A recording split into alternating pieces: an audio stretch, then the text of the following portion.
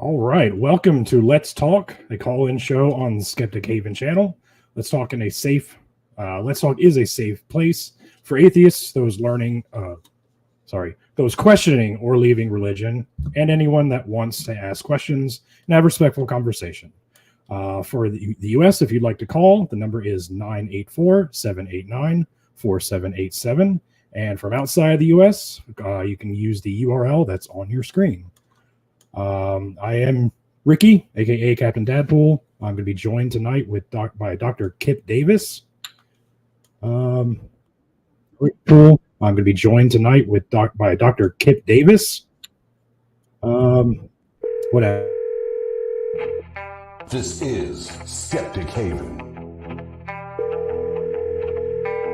Let's talk.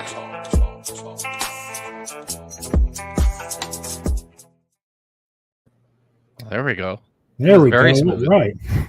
Welcome to Let's Talk, a call-in show on the Skeptic Haven channel.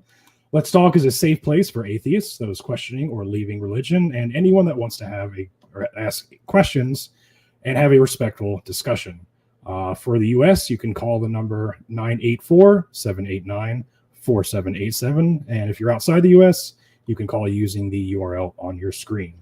My name is Ricky, aka Captain Dadpool. I am joined by Dr. Kipp Davis, and we're going to talk about the skeptic community and the academic community, and take some calls, see where it goes. How you doing, Dr. Kipp? I'm doing well. How are you, Ricky? Good. Thank you for jumping in. For those who don't know, Arn Ra was supposed to be joining, but he had to cancel. That's why we picked the topic, the future of the skeptic community, because that's something I wanted to talk to him about. Of course, I have much to say about that, right? Right. Yeah, Kipp's more of an academic than an atheist activist. But you're still a skeptic, right? Like, yeah. I would actually say by professional necessity, I'm a skeptic. You know, as a historian, it's always best to start from a skeptical disposition when you're investigating matters of ancient history and cultures and literature. So, yeah, it's right in my wheelhouse. How often do you encounter people who are there to reaffirm something that they've already decided that they believe? Like, do you regularly encounter other scholars who just will not move on certain issues, no matter what? Oh, yeah, absolutely. And I think all of us fall into the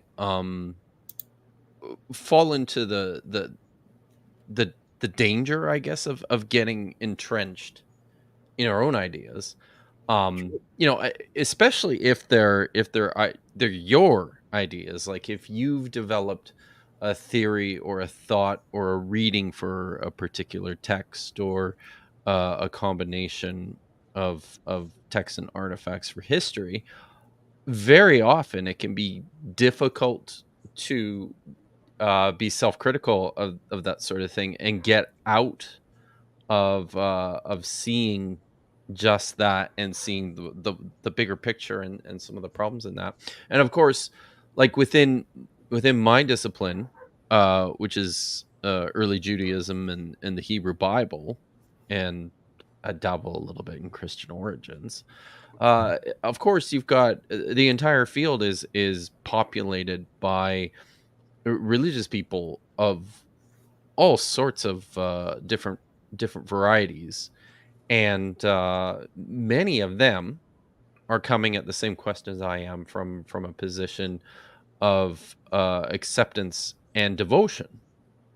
So I tend to think like when you get to the level that I work at, most of the time, people are pretty good at setting aside their own confessional biases, but they certainly do come into play relatively frequently. So do you think the academic process, when you said getting to your level, does it kind of have a way of naturally weeding out certain types of dogma? And yeah, So that happens through the peer review process for the most part, right? When Yeah, you publish, and the like really the proving ground for your ideas is the acceptance or rejection of your peers, of other scholars, and how much traction and influence they will have more broadly in ongoing research and the writing of others. And of course there's enclaves within my particular field of academics as well, right? Like Mhm. there's a group, there's a group of evangelical scholars who have cloistered themselves, in a manner of speaking, called the Evangelical Theological Society, and another one called the Associates for Biblical Research. And these groups have tended to separate themselves from participation in critical scholarship to develop sort of their own shadow version. Mm. They have their own journals. They hold their own conferences, right? Really. They talk and they mingle amongst themselves. But the in terms of how how that conversation goes within the wider community, um, yeah, it's quite different. So, Yeah.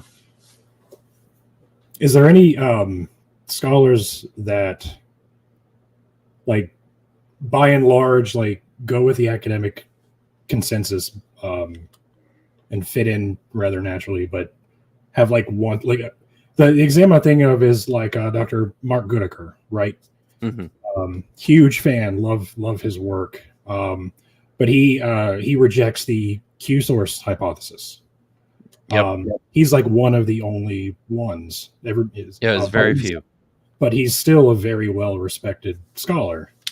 Oh Um, yeah. is there any like that you've worked with in the past that you can think of? Uh, I'm not saying like name names, just like scholars who will promote ideas that don't get widely accepted, yeah, but that are still um still viewed as credible or possible. Is that kind of what yeah, you're yeah. getting at? Like even though Oh, they have like sure. maybe one fringe idea, they're Yeah. still, you know, Oh, yeah. Yeah. No, that certainly happens. There was a very good. He was actually a Jewish New Testament scholar at the Hebrew University by the name of David Flusser. He's passed on for quite a number of years, but he also did quite a bit of work in the Dead Sea Scrolls, which is what I work with, and he promoted a handful of really interesting and well argued ideas with regards to the relationship of the Dead Sea Scrolls and the Qumran Essenes, who are the people who wrote and collected the Dead Sea Scrolls, and their relationship to early Christianity. And as I said, they're interesting ideas. They were well argued, well researched ideas. They didn't make a really strong dent on the overall scholarship of the field, except for the fact that they were out there.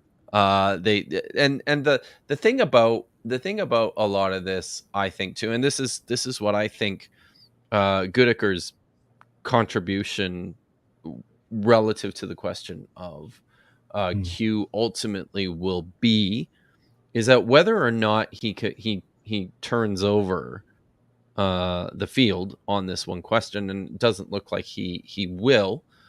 I think that um, he will certainly force scholars to think more carefully about their acceptance of Q, about the ways in which they argue Q.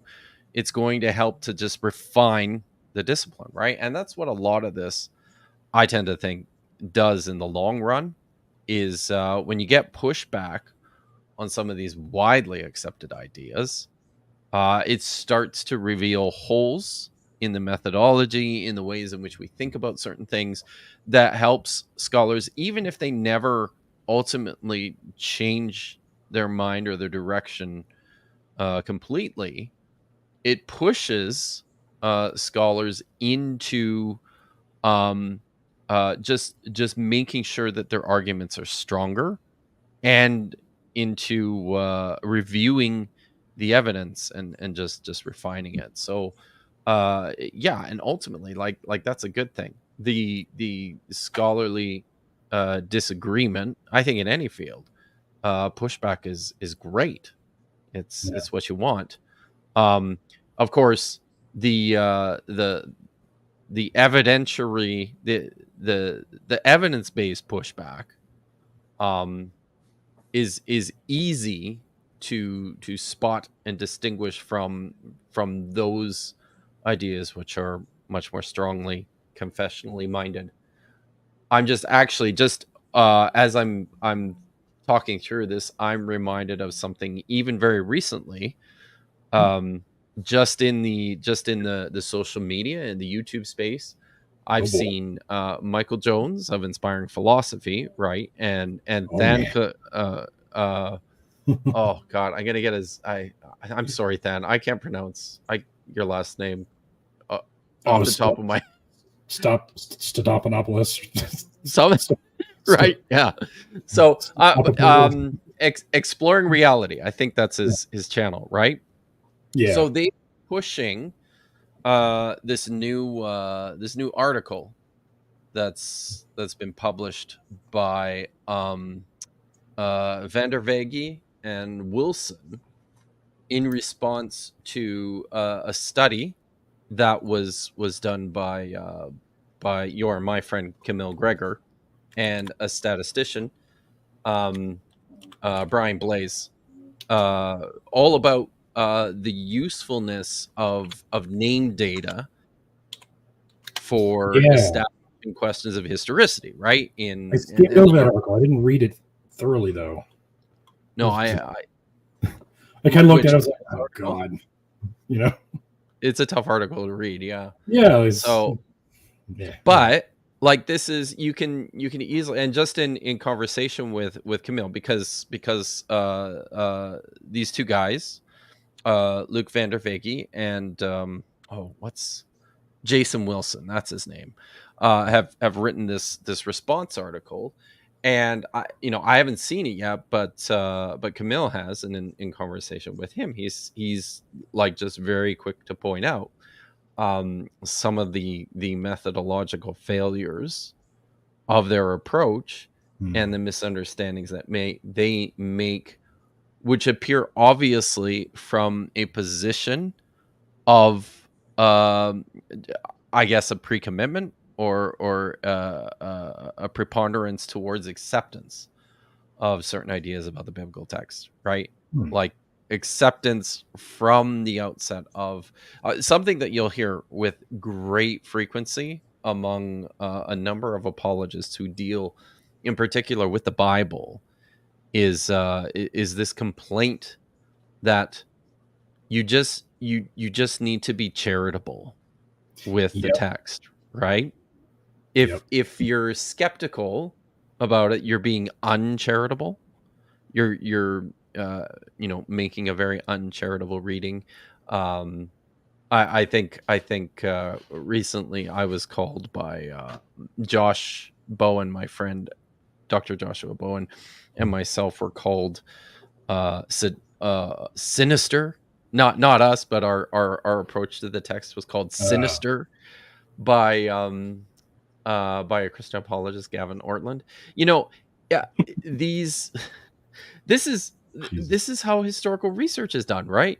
You Yeah. can't just sit down and accept, treat charitably your ancient sources, because they're writing from a perspective and a position that is very heavily bias laden, is deeply informed by varieties political or religious or ideological programs.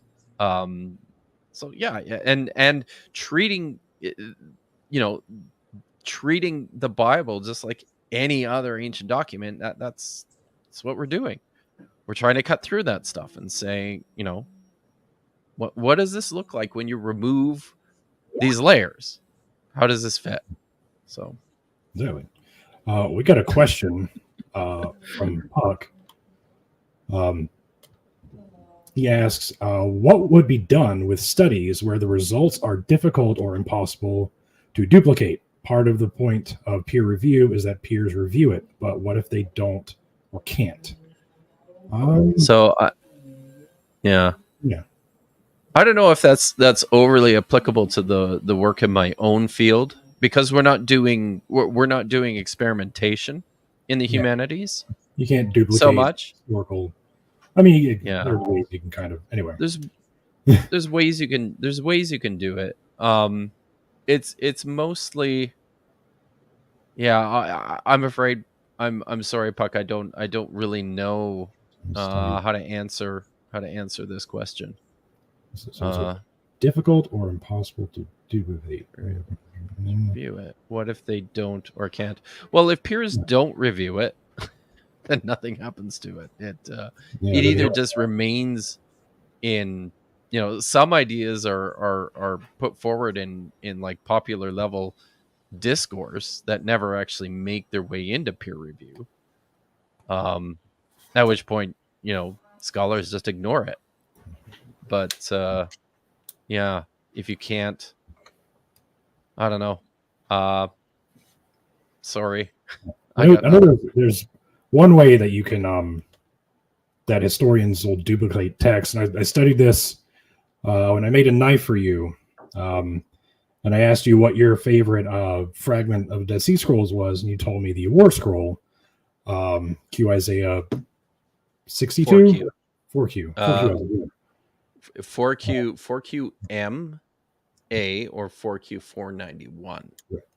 Yeah, so to try and, because I wanted to put this in like the handle, I wanted to try and like make a replica myself, and I did a bunch of study, and of course I know about paleography, but I learned like how in depth, like they'll study the type of pigment in the ink and the type of paper and the temperature. They'll do everything they can to try and recreate the conditions that the texts were written in, and they'll write it like insanely small because it's expensive back then, so they try to squeeze as much as they can on there. And so I tried it, and I was just like, there's no way. How did they do this back then?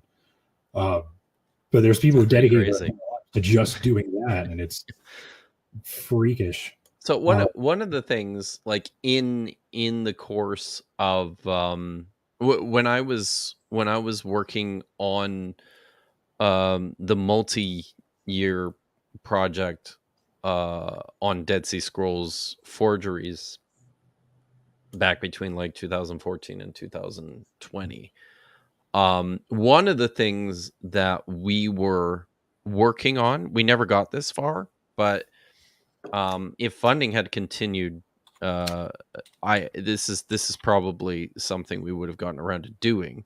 One of the things that we were working on was developing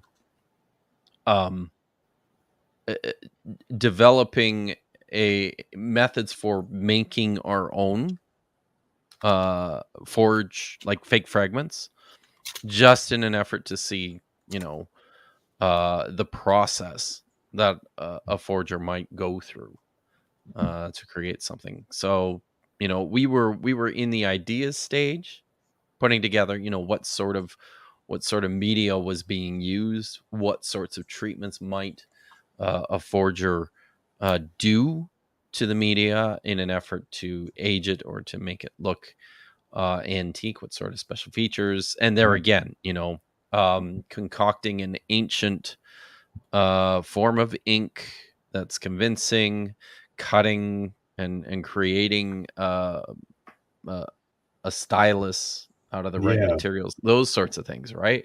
They very much treat like an art form. We got a call.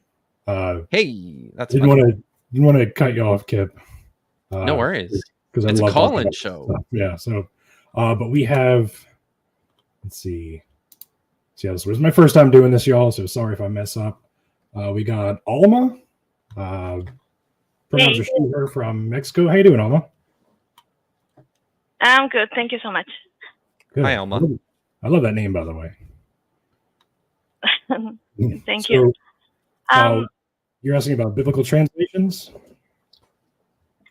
Yeah, I was I have been reading like other documents, like poems, like Gilgamesh poem, all that. Mhm.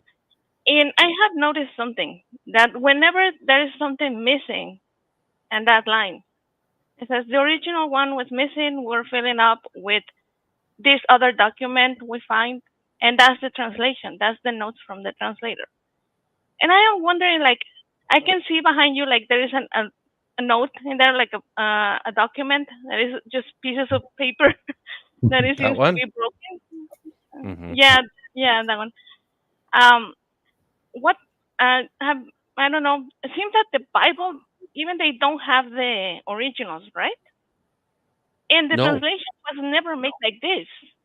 They never said like, you know what, we just find this little piece and this is missing, so we fill it out with this other document. Oh, So boy. I don't see that this is like a really honest No. translation, you know? Yeah. That's Of Well, the Bible? yeah. I'll So- say, go ahead, Kip. Dr. Kip is a Dead No, Sea you go, Scrolls. Ricky. Okay. I'll just say, and I'll let you take it away, Kip.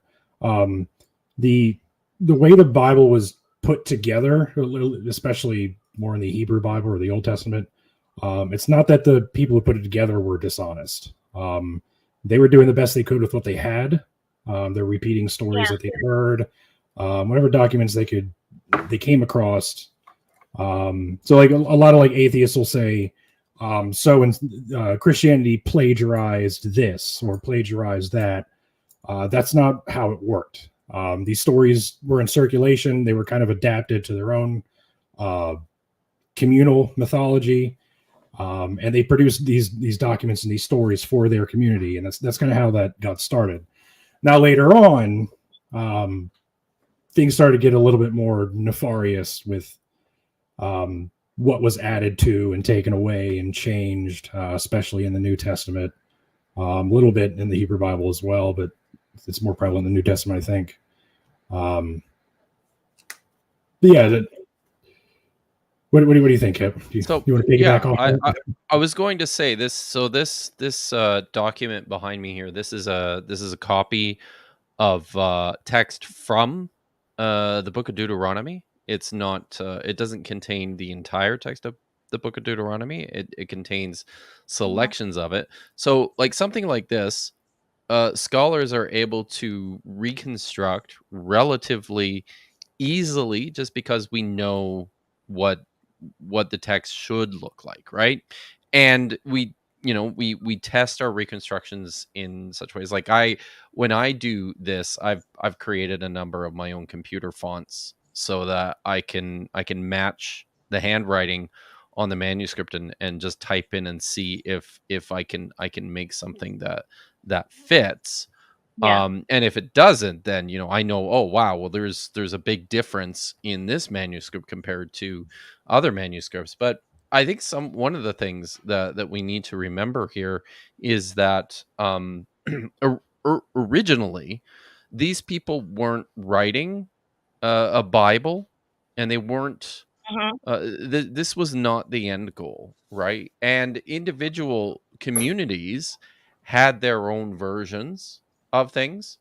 So I work mostly with the Old Testament, and from a manuscript perspective, the earliest manuscripts we have date back to around the 2nd century BCE. We have a few that go back to the 3rd, but we see what's happening at this period in time is individual Jewish communities kind of putting together their own collections of their favorite pieces of literature.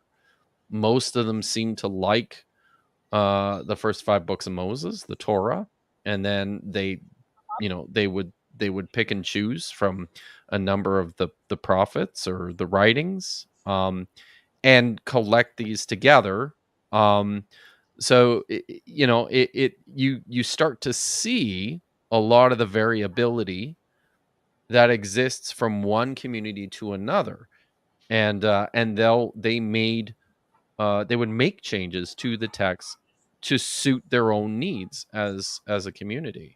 So, for example, there are many parts of what we have as the Greek translation of the Old Testament in the Septuagint that are pretty dramatically different from what survives Mhm. in the Hebrew form of the Daniel. text. Oh, excuse me.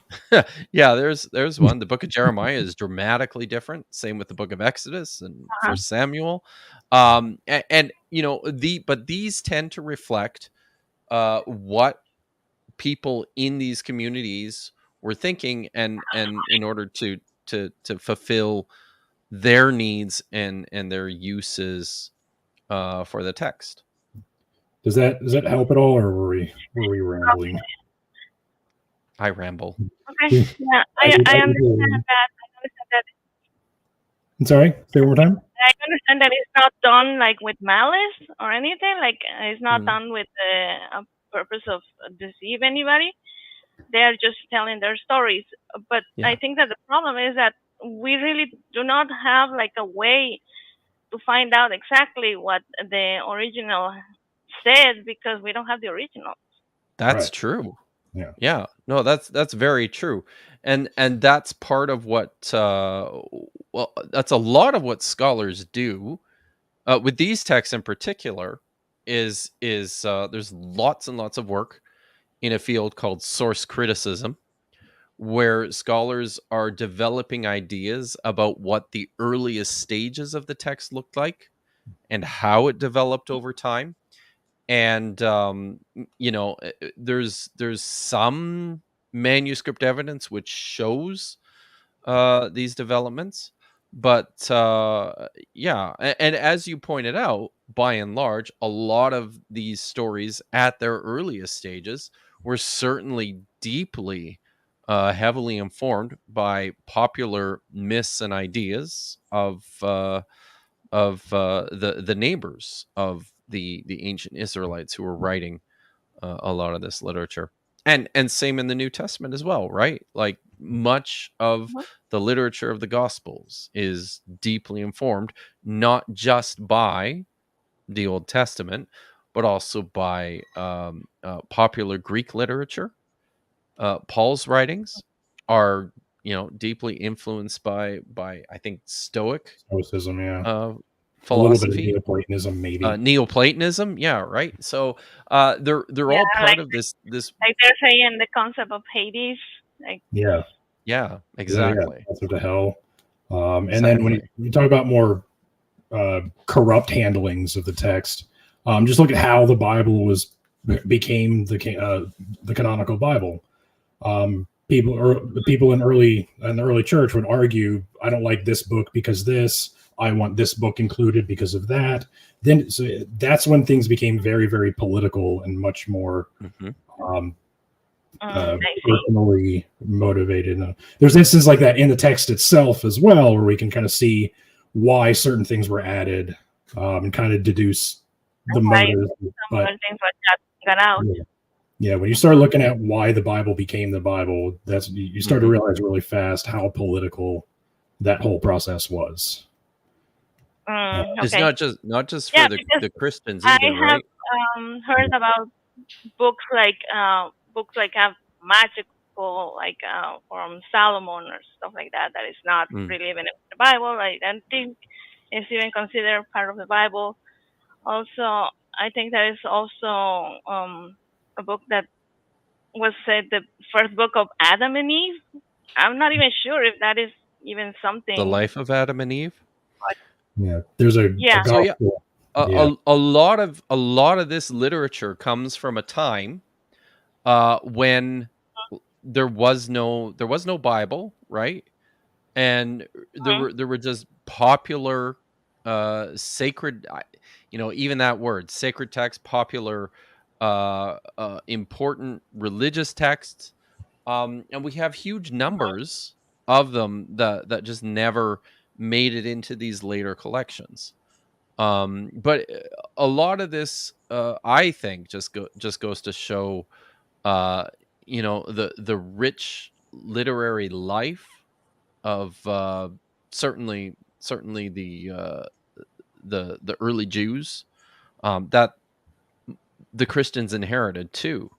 They inherited this tradition of literature, and Mhm. many of them drew from it, and were doing their own things with it, right? Creating their own texts and their own stories. Um, Yeah. some of which became very popular in one community or another.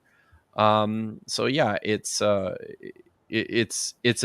very dynamic, complicated picture, uh, from this period of time, from like the time of Jesus and the early church for the first, couple of centuries there. Um, but yeah, I sorry, I don't know what else to where Yeah. else I was starting to ramble, so I'm Yeah. gonna That's shut up now. yeah. Yeah. That's fine. That's fine. Does Thank that you. help at all? Did you have any follow up questions? Because you're the No, only caller, so we can hang out for a little while if you still have questions. no.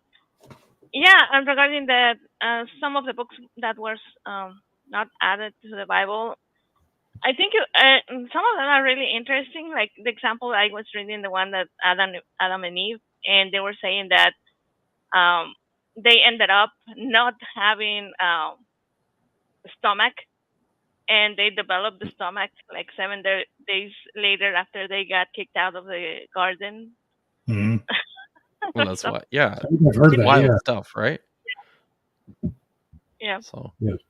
It was common also at the time, or still is, but it was common to take ancient texts like at Adam and Eve and like expand upon like certain parts. So like in Genesis, there's the book of Enoch, or there's Enoch, who's one of the sons of Adam and oh Eve. yeah, there's a It book just that says he walked yeah, with God, or he walked with God, and then he was not, like God took him up. That's like the only thing that's written about him. So someone came along and wrote an entire book about Enoch, and suddenly, and God takes, after God yeah, takes Enoch, he takes him on a tour of heaven, on a tour of hell, on a tour, and it's nuts. But yeah, that's not just one book either. There's all sorts of yeah, there's spin-off so literature about like Enoch, fan right? fiction of fan fiction. Yeah. So I think I had Ricky was helped me read some texts once on my channel for Mhm. a show that I did all about fan fiction in in early Judaism. Yeah, It gets pretty wild. okay, So yeah, yeah. but And even there is some things in the Bible that when you're a Christian, the pastor just tells you to gloss over it. Like by example, one thing that they told me to just kind of ignore. There is a passage in Genesis where I think it was Rachel and Isaac when they leave the house of their of her father. of Laban, He yeah. steals idols, Hmm. and I was, what kind of idols were those? And they were like, yeah, no, never mind. So like, yeah, forget about you read that. No, no Yep. idols, no nothing. Yep. No, right. that's it's absolutely true. One of the things that I find really remarkable and also really interesting is exploring how much the ideas and the thoughts of these people in antiquity have been misunderstood and changed and developed over time, right? And Genesis is a fascinating book for showing lots of this. It's a thoroughly polytheistic worldview at work throughout the entire book of Genesis. Um, and you've got these They mentioned varieties. El, they mentioned the Elohim, Asherah. Yeah, Oh boy. absolutely. You've got varieties of depictions of what kind of a god, well, not just which god was the god of Israel, but different depictions of um these gods of Israel. You know, one would uh walk around and encounter people and talk to them face to face. The other one would speak to them from the sky, or just create everything out of dreams. but yeah. So it's it's really cool. And then like so much of the stuff that we think we understand, right, about the Bible, is just based on not possessing a clear understanding of the original context, or the original situation where these stories were told. You know, people are often surprised when I tell them in the story of Adam and Eve, right? There's no sin. There's no fall. These are Christian concepts that were laid over top of this story at a much later period of time, and are really not, they're really alien to what the story on its own is about in its original context, and it's quite different, and I think it's much more interesting. Like the way we read it is not how the original authors intended them to be read. No, like you're kind of stuff, you're a Christian, you grew up in church, you're kind of given rose-colored glasses to read everything with. They'll teach you, they'll tell you what the Bible says and how to interpret it before you start reading it. You know, so once you're able to like take those glasses off, the Bible's just way more fascinating, like endlessly. Like it's crazy how much you miss when you stop reading things into the text that was never supposed to be there. Alma, we've got another caller. So I hate to hang up because I'm really enjoying. Thanks for calling, share. Alma. This is a really cool question. Keep reading and keep asking questions. Thank you so much. Yeah, absolutely. All right, have a good night. Bye-bye. All right, so we've got do we got a couple? Again, sorry, first time doing this. Okay, we got John, he, him, from Canada. Hey. My home and native land. He's agnostic, and he's asking how the Bible and religion are necessary for society to function, which I think is a weird way to phrase a question for an agnostic, but go ahead. How you doing, John? How are you? Hi, John. I'm doing well. How are you? Good. So what's your question, man? Okay, so do you think that the Bible is necessary for religion to function? Well, there's many religions that function perfectly well without the Bible. Yeah. So I don't think so. Do you think there is? Do you think there's something to the Bible or religion that helps society function? Yes, the Ten Commandments. For instance, thou shalt not steal, thou shalt not kill, thou shalt not lie. In fact, you're based right now. You're not killing. Thou shalt not take the name Yahweh in vain. That's a very important one, isn't it? Yeah. Well, how would you like society would fall apart if we ever just started saying the name Yahweh callously. And those types of laws or rules, or however you want to label them, were around long before the Ten Commandments. The Ten Commandments just kind of adopted them.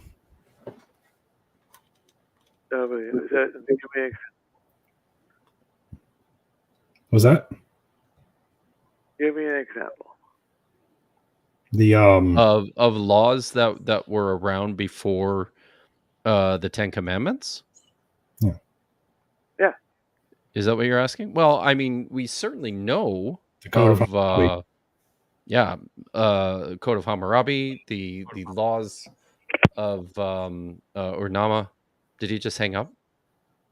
You still there, John? Is he still there? Oh, okay. I heard a click. Sounds yeah. like Yeah. These predate the Ten Commandments by at least hundreds of years. yeah. The Bible is not the first one to come up with "don't kill people." No. People realized that was bad long before they learned how to write things down. Same thing with lying, stealing. But maybe Right. not taking the name of Yahweh in vain. Yeah, maybe that's a new one. That might actually be a Christian special there, or a Judaic special rather. So I don't know if they're all that great either.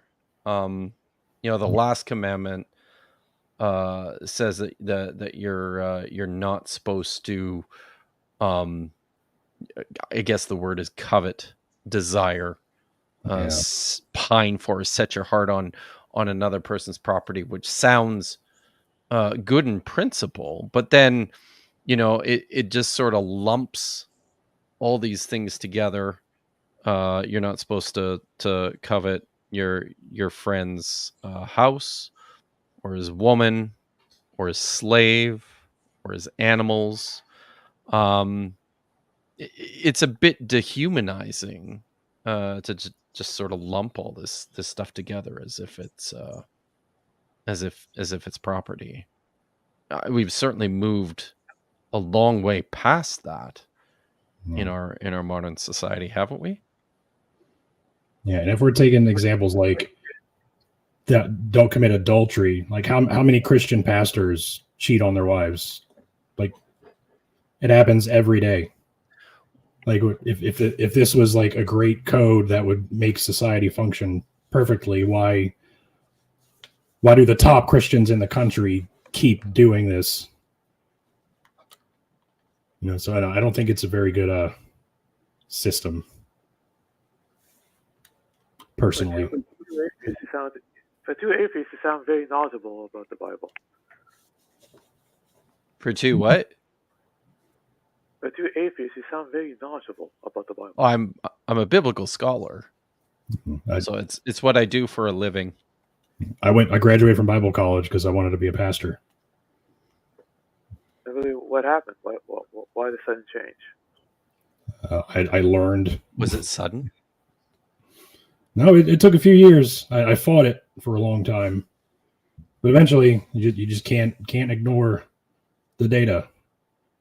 And once you learn where the Bible actually came from, what it actually says, the history of early Christianity, the conquering of Rome, what they did once they took over Rome, the whole thing becomes pretty hard to say Christianity is true after learning certain things. For me, Maybe the world is. Ever considered that maybe the world accepted Christianity willingly? Ever considered that? After all, it is the most popular religion. Are you sure you're agnostic? What was? Sorry, I didn't hear it. What was the question? The world didn't accept Christianity willingly. I was a Christian for 15 years. Really, I was like 30. I was a Christian for most of my life as well. Yeah, I was like 30, but like only 15 I was serious. Yeah, I've only been an atheist for like 5 or 6 years. And I'm 38. But then, Years. even as for most of my adult life, while I was a Christian, I was also, not. I also had an awareness of what the Bible was and just how very human a book it is, and how much it's based on much older pieces of literature from different cultures that are hundreds and thousands of years older than it. So like even as a Christian, it's still I had a pretty critical view of the Bible. Yeah. I see. So, are you happier as atheists? Yeah. Happier? I'll be honest, my life changed virtually. My life didn't change at all. from being a Christian to being an atheist, except for the fact that I was about to say I sleep in on Sundays, but I don't really because I'm working on Sundays. But I don't go to church anymore. That's really the only thing in my life that changed. Then I don't feel bad listening to gangster rap or heavy metal. I don't feel guilty. I did it anyway as a Christian, but I don't feel bad about it now. I never felt guilty for listening. That's to nice. My church is pretty heavy on like to discourage certain things. So I was felt bad listening to Marilyn Manson or something. I will say I do think now that I'm no longer a Christian, there are many things that I don't feel bad about anymore that I did used to. Yeah. So that makes me happier. Can I ask you one last question? Yeah, what if you're wrong? Sorry, can you repeat that? Wrong. Hello? If you're wrong about Christianity? Yeah. What if you're wrong and you die and you find yourself standing before God? What? Why Christianity? Why not Islam or Judaism or Mormonism or Buddhism or Hinduism or any of the other religions? There's more than two options. So I guess the first question I would have is, who the hell are you?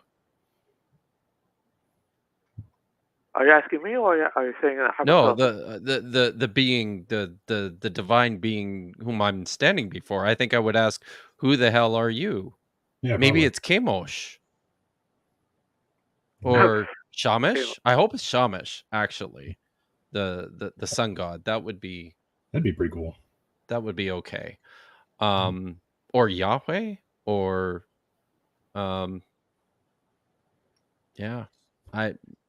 there's any number. And how would I know, right? How would I know which God I'm standing before? The problem is, John, you're putting Christianity up on a pedestal, but denying that pedestal to any other belief or position. So why is Christianity the one that deserves this spot, and all the other ones you can just throw away? They're not real, right? We don't gotta factor those other religions in. They're nonsense. This one, though, what about this? Why is this the one? Is it because that's what you grew up with? That's what you were born with? To be personally honest with you, gentlemen, that was the one that I was raised with. That's my reason. God was the one that what? That was the one that I was raised with. To be honest with you. Yeah, that's good. That's fair. Yep. Thank you. I appreciate you being honest. And that's usually the case. What we grow up with and that's what we're used to. That's what we're comfortable with and familiar with. That's why it's so easy for us to ignore. But if you're born in Saudi Arabia as opposed to America or Canada, or you're born to a Buddhist family instead of a Christian family, you would feel the exact same way you feel now, but about a different religion. It all comes down to where you're born, which you have no control over. Anyway, thanks for having a conversation with me. Have a good night. Absolutely. Good night, John. Have a good one too.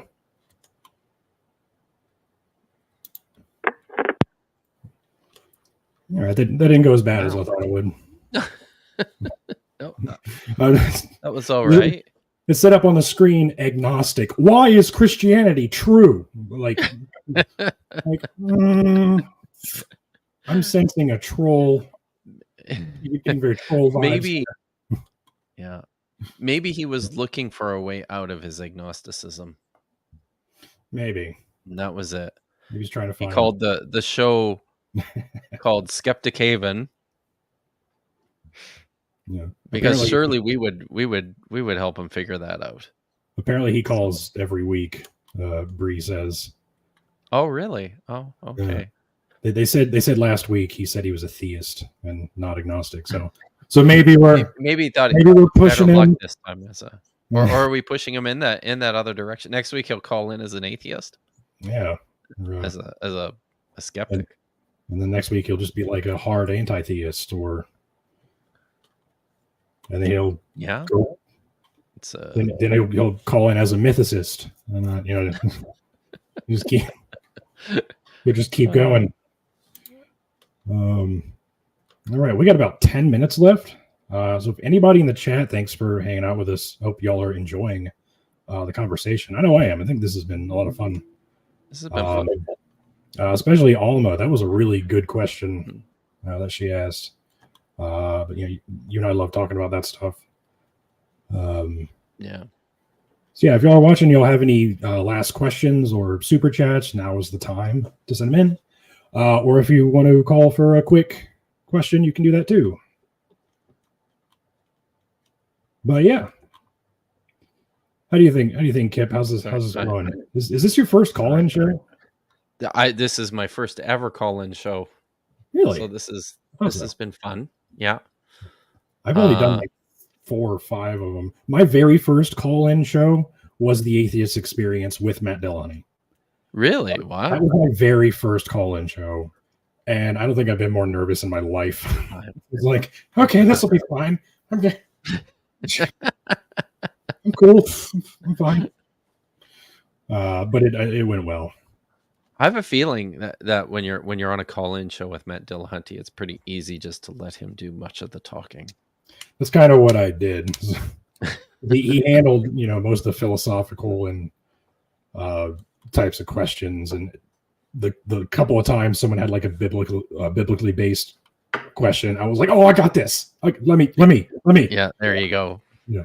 Oh, so that just reminded me. I watched our friend, good friend, Derek Lambert from Myth Vision podcast. He was recently on the line with Matt Dillahunty, and he had like the opposite experience where somebody, he was like 2 weeks ago. That. Damn, I miss it. You should go watch it, because he had the opposite experience where somebody called in and said they specifically had a question for Derek, and then asked him this philosophical theological question. And Derek, that's not really his thing. He's more of a text myth history guy like me. Right. And he handled it really well. But was communicating to this guy, this is not really my thing. This isn't what I do. And the reason this guy called in to ask Derek the question is because, he knows ahead of time that Matt Dillahunty is going to have, an answer that's going to chew him up and spit him out. So I'm just trying to catch him with his pants down, but Derek did a great job. I'll have to check that out. Thank you so much, Alma, for the thanks, Alma. Apparently she liked her answer as much as we liked her questions. We got one more call. Right. So I think it'll be a good one to wrap things up with Yvonne. I apologize if I pronounced that wrong. Yvonne. Pronounced she, her, from Ohio, is agnostic. And can you hear me? I can. How are you? Hi, I'm well. Did I pronounce your name right? So Yvonne, it's all good. Tomato. Okay. Awesome. Yeah. All right. So what's your question?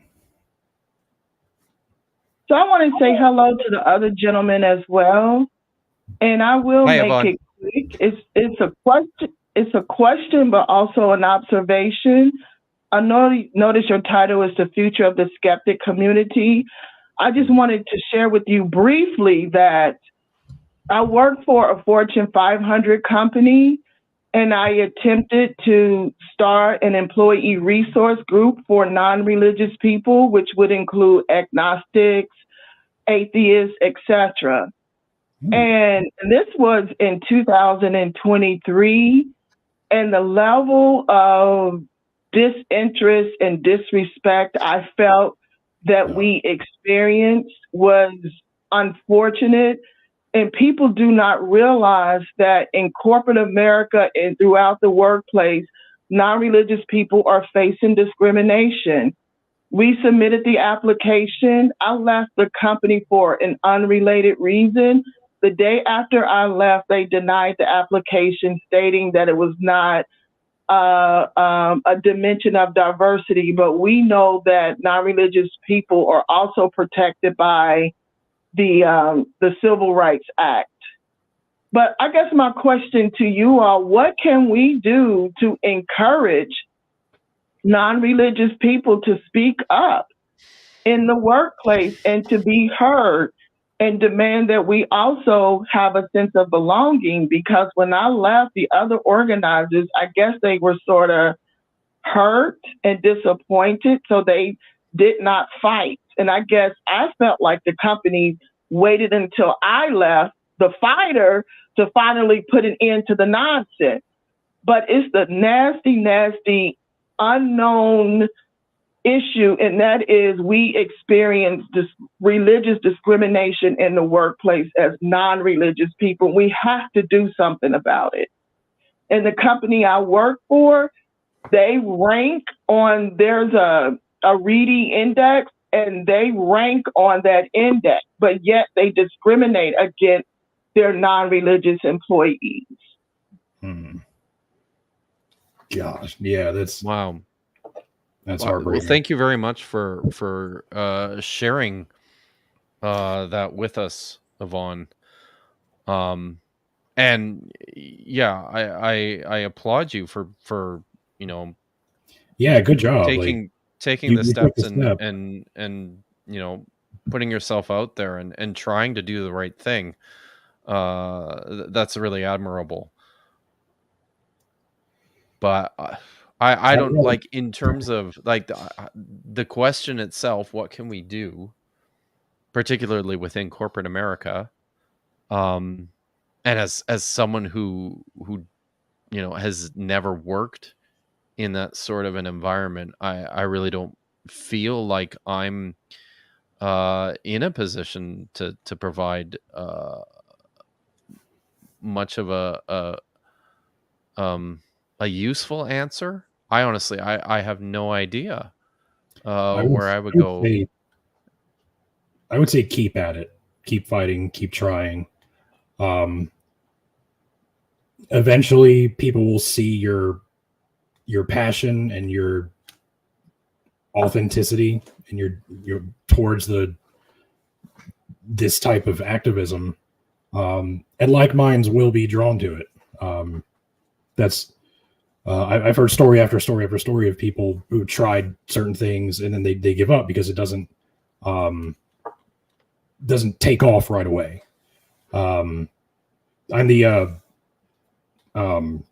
Pennsylvania State Director for American Atheists, and one of the problems we have is getting local communities to meet up, and people will try and like they'll put up like an article or a thing on Meetup where everybody can come and hang out at a certain time, and nobody shows up, so they don't try again. But the ones that do eventually start getting people and are consistent are the ones who keep at it for a longer period of time. So I would say just keep going. That's kind of the thing about why we're at where we're at, being in a Christian nation that can religiously persecute or oppress people who are non-religious, is because they've been fighting for it for a very long time, and they're very good at it.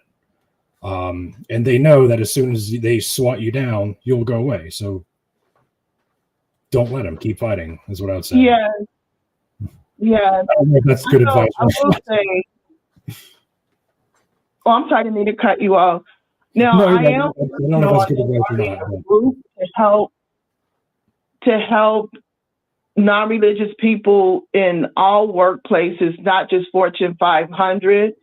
So hopefully, as I work to build and educate and empower non-religious people, then they will feel the courage to go within their workplaces and work to build a sense of belonging for themselves as well and to educate.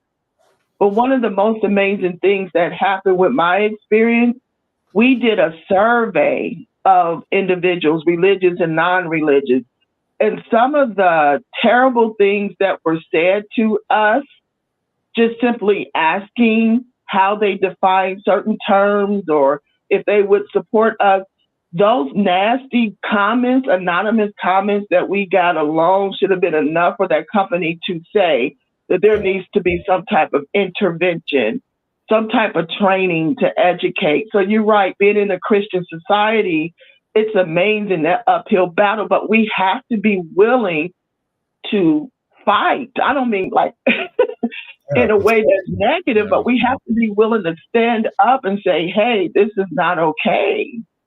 So thank you guys so much for listening to me. Thanks for sharing with us. Well, thank you for calling and thank you for the effort that you're putting in. That's how it starts. So yeah, huge thank you. Also, if you're looking for local communities, or there's plenty of online communities here in Skeptic Haven. Has groups on Facebook. I'm being told to remind you of this. And then we got to close out the show. But yeah, if you're looking for online communities to join, Skeptic Haven has plenty of options for you. Yeah. Okay. Sorry. Thank you, Yvonne. Thanks, Yvonne. Have a good night. Bye-bye. Bye now. Bye.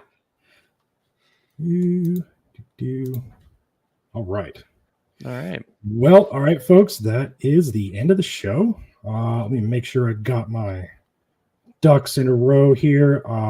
Skeptic Haven is looking for volunteers and volunteers for producing, booking, and call screening. If you're interested, please contact us at wesdsturtevant@gmail.com. I'm sure the link will be posted in the comments. Don't forget to check out the other shows on Skeptic Haven. Tuesdays, Secular Soapbox. Thursdays, The Sunny Spot. Saturday, The Global Atheist, and Women Atheists Unload. And Let's Talk is on Sundays. Thank you, patrons. Helen, Greene, Logan Fisher, Amanda McLeod, Eric Ozols, Rion, Danae Murphy, Dan D, Michael Wiseman, Sonny Shell, Aaron Coalson, and Phil Calderone. Yeah, thank you guys for being patrons of the channel. And any last words, Kip? No, this has been fun. Thanks for asking me to come hang out. I hope everyone has a great night. Yeah. Thanks, everybody. This is Skeptic Haven. Let's talk.